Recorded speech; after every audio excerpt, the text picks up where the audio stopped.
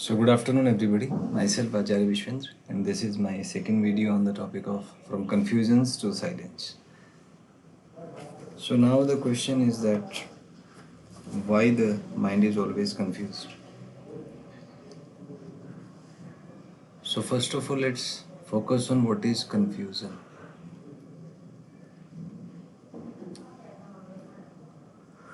Confusion is due to our tendencies in two different directions, generally opposite to each other.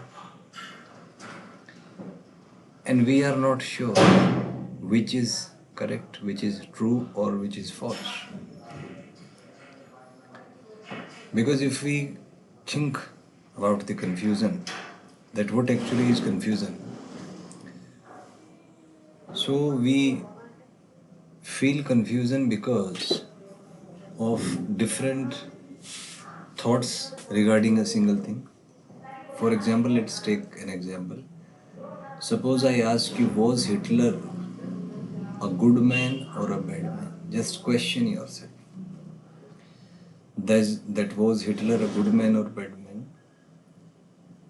So when you ask yourself this question, a certain thinking process happens within you. And that thinking involves information that you gather from the external world. You are not sure about information. Suppose you are being fed, you are being told from your surrounding that Hitler was a good man.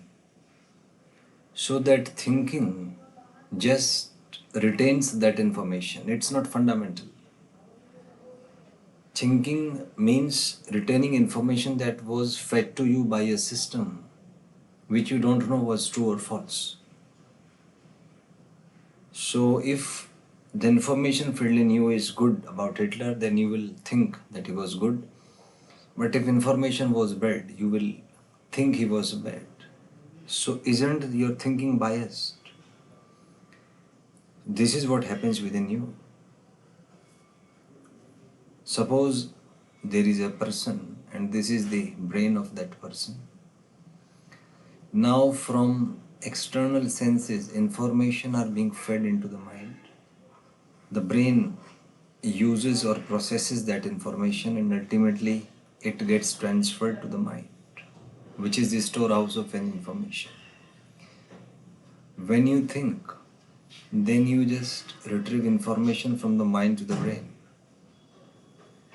But the question is that whether that information is true or false. Because how to know something is true?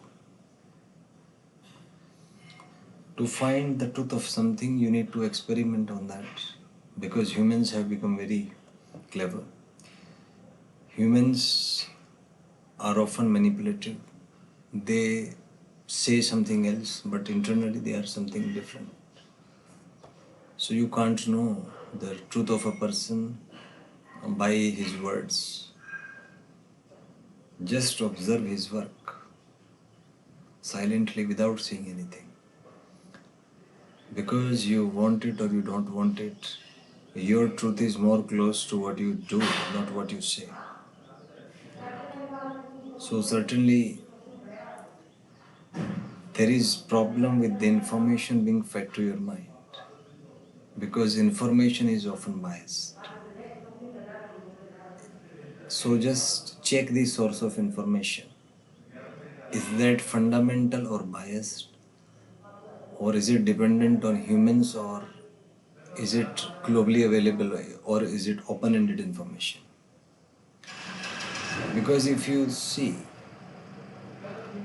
information created by humans is often manipulative and it is just made to use other humans which are not that intelligent. For example, suppose there is a kid, so his mother will always tell him not to go into the dark because there is ghost in the dark, just to make his life comfortable, because the child may be harmed by the dark.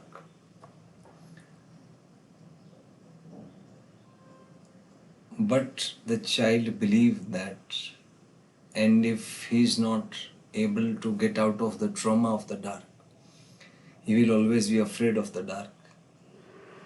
But when time comes and when the child faces the dark, he realizes that there is no ghost, and it was just a story told by the mother. Obviously, to make life comfortable for him. But when you search for truth, then forget being comfortable. Because being comfortable, we lie because to make life comfortable. There is a conflict between the two things. Just think why we lie. We just lie just to make life comfortable. So truth is beyond that comfortable zone, or beyond that thinking, or beyond that belief system. So if you want to know the truth, first of all, you will have to face pains and griefs. Only then you can come to know the truth. Because all things in life which are going to make you comfortable are false. Death is sure and certain, everything will vanish away. This is the fundamental truth of life. However hard you try, whatever you manipulate, whatever you do, certainly everything will finish away. This is the ultimate truth of life. So truth is always full of griefs and pains, and everybody don't have the guts to face it out. That's why they just make stories, they just make manipulations, they just make belief systems so as to trap the consciousness inside you and just to make life comfortable for you. Just take another example. Think about God. There are certain people who believe in God. There is a complete school of thoughts. There is religion, there is mythology who believe in gods. And everybody has got his God supreme than others. Take any religion, they have different concepts regarding the fundamentals of God, even the fundamentals of consciousness. For example, in Hinduism, Buddhism, Jainism, there is a concept of reincarnation. It is believed that soul is omnipresent and it's a part of the God and it never dies. It keeps on moving from one state to another. Whereas in Christianity and in Islam, there is no such concept of rebirth. It is believed that life is once and for all, and then there will be a doomsday, and on that day, sun will be at a height of feet from the tomb. And according to Islam, Rasul Pak sallallahu alaihi wasallam will come, and all the people buried in the tomb will rise. On one side there will be heaven, and on another side there will be hell. The people with the good deeds will go to the heaven, and the people with poor deeds will go to the hell, as per the concept of Islam. And according to Christianity, the same thing, the same task will happen according to Jesus. He will descend and same thing will happen. Now, interestingly, no Christian can believe that Rasul Pak will come, and no Islamist can believe that Jesus will come. But if we observe things carefully, if we just don't pay focus to the person involved here, we just focus on the process, then both of these religions are pointing to existence of certain metaphysical entity which will come and which will treat people according to their deeds. But the question comes, what after that? What will happen after people go to heaven or hell? Will they remain there forever? Or will something else happen?